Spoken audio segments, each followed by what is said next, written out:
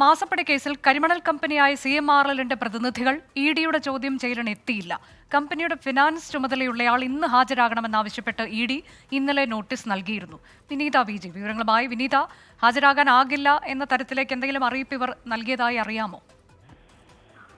Anuja, ED വൃത്തങ്ങളിൽ നിന്നും നമുക്കിപ്പോൾ ലഭ്യമാവുന്ന വിവരമനുസരിച്ച് ഇനിയും ഹാജരാകാൻ കഴിയില്ല എന്നുൾപ്പെടെയുള്ള അല്ലെങ്കിൽ അതുമായി ബന്ധപ്പെട്ട വിവരം ഇന്ന് തന്നെ ഇവർ ഇഡിയെ അറിയിച്ചിട്ടില്ല.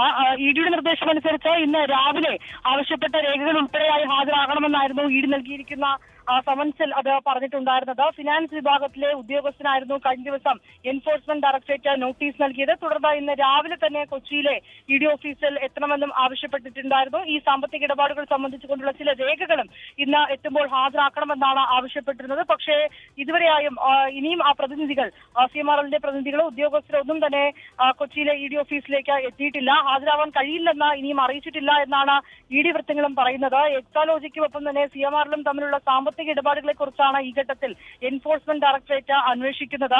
അതായത് ചെയ്യാത്ത സേവനത്തിന് 1,72,00,000 രൂപ ഈ എക്സാലോജിക്കിന് CMRL നിന്നും ലഭിച്ചതുൾപ്പെടെയുള്ള ചില വിവരങ്ങൾ പുറത്തു വന്നിട്ടുണ്ടായിരുന്നു. ആദായ നികുതി വകുപ്പിന്റേതായിട്ടുള്ള റിപ്പോർട്ടുകളും വന്നിരുന്നു. ഈ ഒപ്പം ഇതിന്റെ ഒരു പശ്ചാത്തലത്തിൽ കൂടിയാണ് ഈ കേസുമായി ഇഡി ഇപ്പോൾ മുന്നോട്ട് പോകുന്നത്. മാസപ്പടി കേസിൽ ഇന്ന് ഹാജരാകണമെന്ന് CMRL പ്രതിനിധിക്ക് ഇഡി നിർദ്ദേശം നൽകിയിരുന്നു. പക്ഷേ അവർ ഹാജരായിട്ടില്ല എന്ന വിവരമാണ് വിനീത നൽകിയത്.